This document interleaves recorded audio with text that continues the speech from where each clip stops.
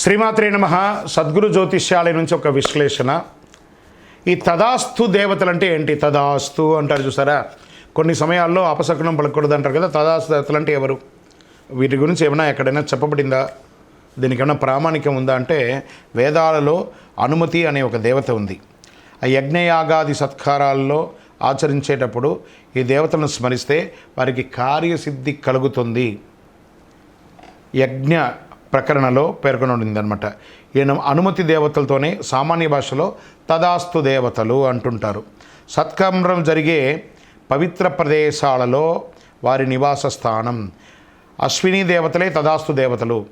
వీరు విశ్వకర్మ అంశ అయినటువంటి సూర్యుని కుమారులు.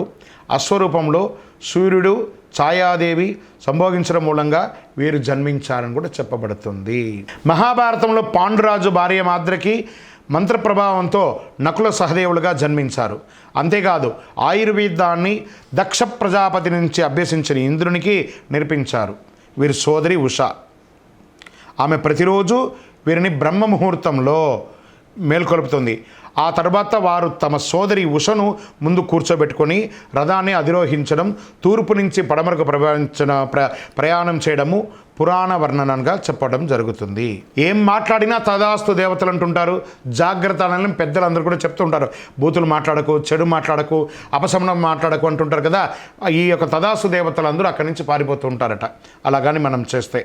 ముఖ్యంగా సంధ్యా సమయంలో ఈ దేవతలు సంచరిస్తారని అంటుంటారు. పదే పదే చెడు మాటలు వ్యక్తం చేస్తే అదే జరుగుతుందట. తదాస్తు అనేది స్వవిషయంలో వివరిస్తుంది. ధర్మానికి విరుద్ధంగా ఉచ్చరించకూడదని మాటలు. పదే పదే అంటే దేవతలు వెంటనే తదాస్తు అంటూ ఉంటారు. వీరినే తదాస్తు దేవతలు అంటుంటారు. సంధ్యా సమయంలో స్వవిషయంలో పలుమార్లు అంటే ఆ దృశ్యాన్ని సూచించిన దేవతలు తదాస్తు అంటుంటారు. కాబట్టి అది అలాగే జరుగుతుంది. కాబట్టి చెడు మాట్లాడకండి, ఎప్పుడు మంచి మాట్లాడండి అని చెప్తూ ఉంటారు. దీనివల్ల ఏమవుతుంది? ఆరోగ్య క్షీణం అవుతుంది, అనారోగ్యం అవుతుంది, దారిద్ర్య చిహ్నంగా ఉండొచ్చు, అవాస్తవాలు పలకడం మంచిది కాదు అంటారు. కాబట్టి సంధ్యా సమయంలో కానీ ప్రాతకాలంలో కానీ చెడు మాట్లాడకూడదు అంటారు. అందుకే తదాస్తు దేవతకు నివసిస్తుంటారు కాబట్టి తదాస్తు ఉంటుంటారు. కాబట్టి చెడు మాట్లాడకండి. విజయోస్తు.